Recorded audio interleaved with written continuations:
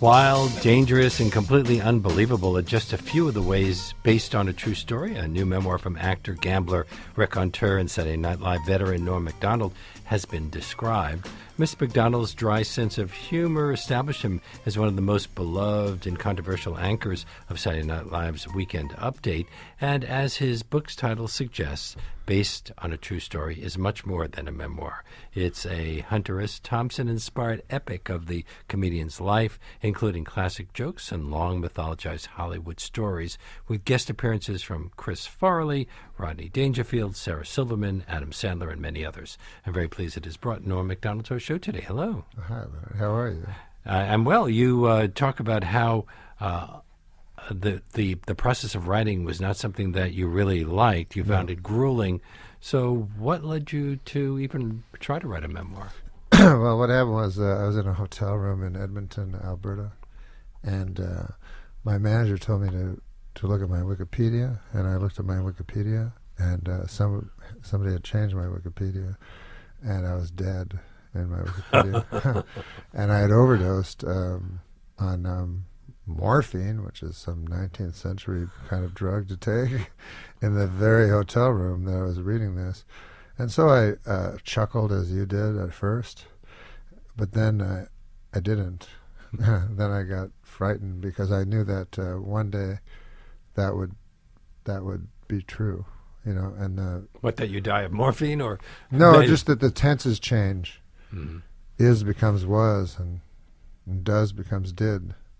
And so I thought, well, one day in the future, when Norm Macdonald was, that will be what's left, is a page on Wikipedia. So I said, I want to tell my own side of the story, and not just a series of facts, which I suppose is what a person's life is a series of facts. Well, based on a true story, when we see that at the beginning of a movie, we know a lot of license has been taken. Well, yeah. I mean, I think, though, if you base something on... it's not really based on a true story. It's based on facts, but it is true. That's how I would say it. How would you describe your writing style here? Are you using the truth as a stepping up point for some rather elaborate storytelling? And how does this kind of writing differ, or is it the same as what you do when you're doing a stand-up? No, it's much different. I'm not an educated person, so I wish I was, because I would have been able to write the book. But I wrote 4 books. 4 attempts at this book. Not 4 drafts, but 4 entirely different books, until I came upon this one that I think works. Well, you told the Washington Post. Maybe doesn't. I don't know. I can't imagine how anyone likes to write a blanking book. I couldn't hate it more. Yeah, I hated it. I hated every moment of it. Through much I liked writing the end, those 2 words. Through much of the book, you drink and do a lot of drugs and gamble. And yes. Are those things that you do on a I don't do them day-to-day now. life? No, sir. I don't do any of them, but I did do them. Yes, I did do them a great deal. I didn't enter show business until late in life. And before that, I was sort of a criminal. I had criminal. Yeah, I was a criminal, I suppose. You engage in illegal activities? Yes, sir. I did. Wow. Like what? I would sell drugs. I would break and enter. Anything to... Statute of limitations, anything to survive. You know, I was just trying to survive. I had no money, and I was only 14 or 15 when I left home. So this is in Canada. This is in Canada. So you do what you have to do, and it's not immoral. You know, there's nothing immoral about it. But you know, I remember we would steal electric typewriters. This is how long ago it was. And we would smash the window, and the alarm would go off, and we'd grab electric typewriters. And we used a cab. The cab driver would be involved, and then we would drive to an Indian reservation where the police were not allowed to enter, and that's where we would put all the goods that we had stolen. Would they go to a fence? Yes, exactly. You also mentioned gambling. What does it feel like to lose your net worth, something you say that you've done twice in your life? Yes, it feels very good. It feels good Yeah. to lose everything? Yeah, you go to the coffee shop and you have a coffee and you feel fresh and you feel like, hey, I'm going to start over. I can do it again. Really? Yeah. Is I mean, I've always wondered about the appeal of gambling.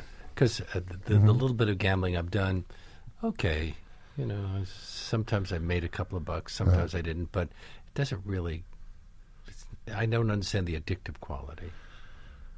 I guess what you're addicted to is hope, which is not such a bad thing according to our president. So when the dice are in the air, anything can happen, and then it hits the cruel green felt, and sometimes you bust. You, along with so many comedians of your generation, Jim Carrey, Mike Myers, Martin Short, Catherine O'Hara, John Candy, Dan Aykroyd, Seth Rogen, Phil Hartman, Eugene Levy, Samantha Bee, are all from Canada. Mm-hmm. Is there something about Canada that produces all those funny people? No, I don't think so. I think it's probably, we have 10% population of North America without Mexico, whatever that's called. So we have 10% population of what the United States has. So I would say it's probably, you mentioned 10 guys, I could probably mention 100 Americans. Really? Well, but those are some of our favorites. And they're my favorites. Yeah. Your Martin father Short. was a bit of a raconteur. Incredible. Did you think you got some of your comedic influences from him? Yeah. Well, we lived a rather bleak existence when I was young.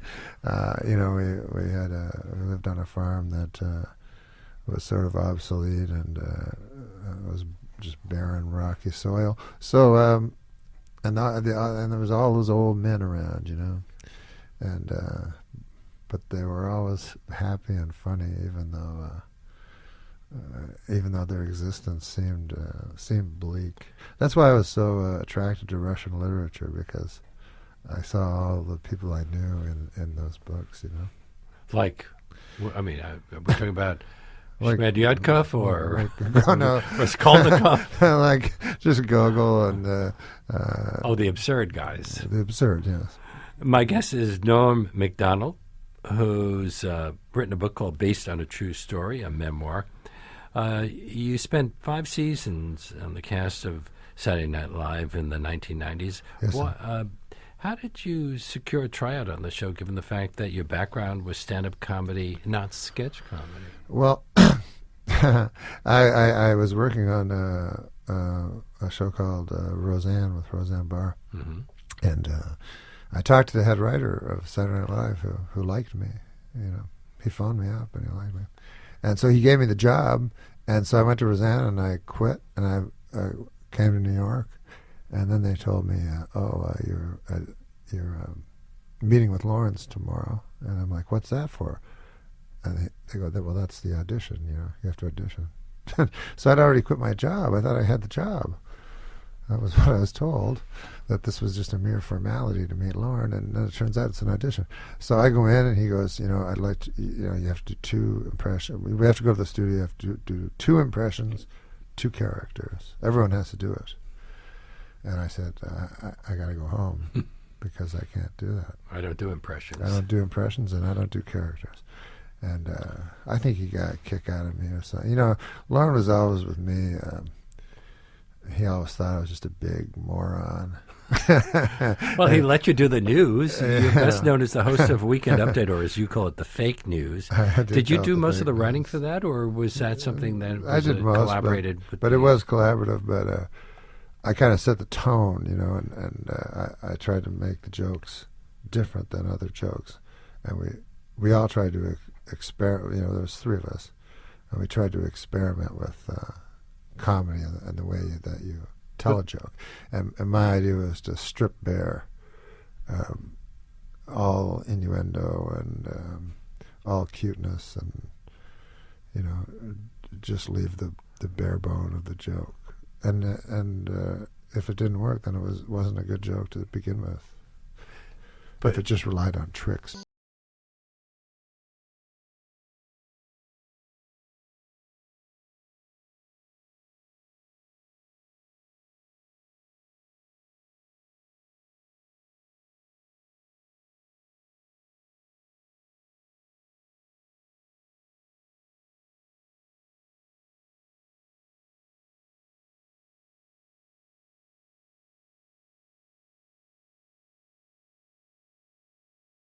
were there certain stories that were off limits? Oh, yes. You know, people always ask me this because I do stand-up, you know, is anything off limits? And I hear comics go, nothing's off limits. And I think almost everything's off limits for me. And you learned, of course, that the O.J. story might have been considered off limits. You were doing this during the time of the O.J. trial, and you got a lot of humor out of that. But well, yeah. How and when were you aware that NBC President Don Ohlmeyer was a good friend of O.J.'s? I found that very strange. Well, listen, I admire that he stood by him. You know, he stood by his friend. But the jokes I did about O.J. were filled with moral outrage and righteous indignation because I didn't like him. You didn't like him as a person? You knew him? No, sir, I didn't. I didn't like. I don't like murderers, and I was convinced he was guilty, even though he was, you know, innocent, as it turned out. Well, he was found not guilty. It's not the same thing. Listen, I don't think it's many fair. people believe that he was a murderer. I don't think it's fair that he was given 40 years for stealing his own shirt. You know what I mean? I don't think that was fair. That he was obviously found guilty of the previous crime. But do you think you were let go, as some do, because of the O.J. jokes? I don't know. David Letterman said of you, there may be people as funny as Norm, but I don't know anybody who is funnier. And if we could have, we would have had Norm on every damn week. You had obviously a very special relationship with him, and you performed the final stand-up set on his last year. Yeah, I did. Yeah, it was the last. It was the last stand-up set, and everyone was being very cool with Letterman, very ironic, and that's not how I felt about it. You know, as it came to an end, because he was such an important person in my life, and I feel he was a very important person in culture. I think he changed the way everybody thought and spoke. You know, and so he was very important to me, and I just watched it and saw everybody be cool, and I was not cool about it. I was very sad that he was leaving. You got very emotional. Well, I did. You followed Donald Trump on The Tonight Show with Jimmy Fallon last week, one of the more controversial interviews with Donald Trump. You know, when I saw it, I didn't think it was controversial. I mean, goodness gracious, it's Jimmy Fallon. He's maybe he blew his chance to be host of Meet the Press, but it's Jimmy Fallon. Maybe he'll get Matt Lauer's job. That's right. Oh, yeah, it's Jimmy Fallon. What do you expect? I mean, that's why Donald Trump did it. But I will say this, when I was watching it, I was like, oh, my God, Donald Trump is being very reasonable and measured. This is getting a little frightening. Like, maybe he can pivot. I don't know. You've had your own television series, which lasted 3 seasons. You co-wrote and starred in a feature film.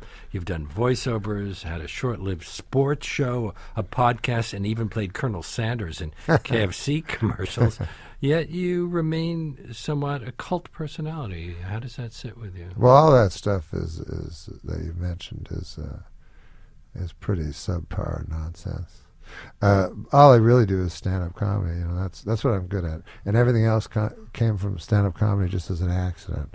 But I'm very, very good at stand-up comedy, and the rest is just free money. How much does the act change show by show? My act? Yeah, but for example, Lenny Bruce, it was always different. On the other hand, George Carlin wrote out an act, and he would revise it a bit over the course of a year. But he was very precise, George Carlin. He was word for even the word. uhs and the wells were written in. Yeah, he was amazing. But no, my act's almost always different. I have so much material because I don't do specials. You know, I mean, I'm doing a special in a month. I shouldn't say that, but I don't do as many specials as everybody else. So I would say I have about 10 hours of material, and most people don't. So I just mix it up, you know. Sometimes I will talk to the audience, and whatever they say, I will talk about whatever they say, because I have a material. Improv. I have material on almost. It's not improv, no. It's I have material on nearly every subject. Comedy Central's president, Kent Alterman, described your absence from the airwaves as one of the great injustices of the world. Yeah, but he could give if you only a he show. knew somebody. Well, has there been talk about Comedy Central? I don't know. I haven't been home since then. I've been on the road. But yeah, I read that. It was funny. Well, considering what you've said about writing this memoir, can I assume that one of the things you won't be doing in the future is writing more books? I'll probably write more books, yeah. You will write more books. I think so, yeah. Yeah, as much as I hate it, I feel compelled to do it. I can't explain it. But once I started writing a book, I knew that's what I should be doing. And I always thought I should be doing stand-up. And once I started writing a book, I realized I should be writing a book. But writing funny in a book is different than writing funny for stand-up, because in stand-up, there's the tone of your voice, True, there's yes. body language. Yes. Here, you just have to make people laugh because of the words that you've used. It's almost impossible. Like if you go to a library, the last place you want to be is the humor section. You know, good Lord, it's awful. And in the history of America, you know, who has there been? You know, Mark Twain, Will Rogers. What's the other fellow's name? Well, there have been Josh. Can't remember his last name.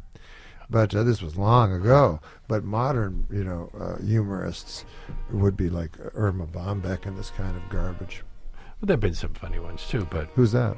well, we'll talk during the break, because I have to announce that you'll be speaking with Vulture editor David Marquez. Is it Marquez? Yes, Tonight at the Union Square Barnes & Noble store at 7 o'clock. Yes, the sir. book is based on a true story, a memoir. It is published by Spiegel and Grau. And my great thanks to Norm Macdonald for Thank you, being our Leonard. guest today. You're a scholar and a gentleman, sir. I appreciate it.